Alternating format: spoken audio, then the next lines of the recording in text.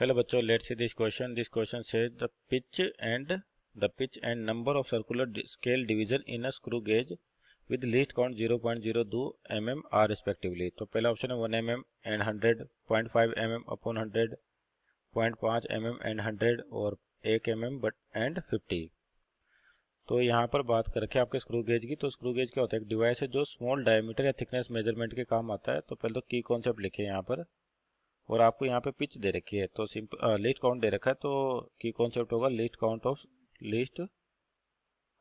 Of screw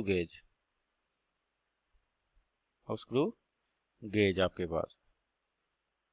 तो देखिए screw gauge basically किस टाइप का होता है आपके पास। तो आपका जो स्क्रू गेज है किस टाइप का होता है, इस तरीके से आपके पास जो होते हैं इस प्रकार से, और एक मेन स्केल होता है आपके पास, और इस पर एक बाद में क्या सर्कुलर स्केल होता है ये,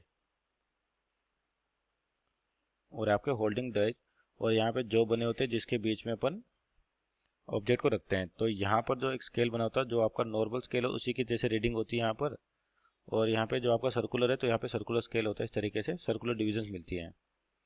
तो आपको यहाँ पर जो लिस्ट काउंट की बात करें, लिस्ट काउंट क्या होता है कि आपके पास जो डिवाइस है यानी screw gauge minimum possible error कितने कर सकता है या मिनिमम रीडिंग इसकी क्या हो सकती है, उसको अपन लिस्ट काउंट कहते हैं।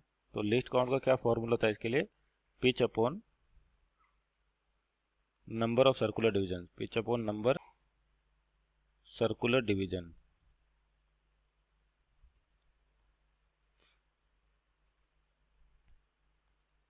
तो पिच का क्या सेंस होता है यहाँ पर? पिच का मतलब होता है कि अगर आपके पास जैसे एक बार घूमेगा तो आपके पास यहाँ से कुछ लेंथ बाहर आएगी। जैसे सर्कुलर स्केल घूमा तो कुछ लेंथ बाहर आएगी। तो जनरली किस के अंदर एमएम के अंदर है, तो यानी कि एक सर्कल घूमने पर जो बाहर आएगा कितना डिस्टेंस बराबर आएगा? 1 mm के बराबर आएगा, तो यानी कि 1 mm। और उसके बाद क्या है आपके पास? नंबर ऑफ डिवीजन जो अपने को निकालने और लिस्ट काउंट कितना देखा? 0.02। तो यहाँ पर जो ऑप्शन है उसके अकॉर्डिंग देखें तो पहला अगर मान ली पिच 1 mm है और सर्कुलर डिवीजन 100 है, तो आपका लिस्ट काउंट 0.02 नहीं आ सकता, मीन्स ऑप्शन नंबर ये तो गलत हो गया।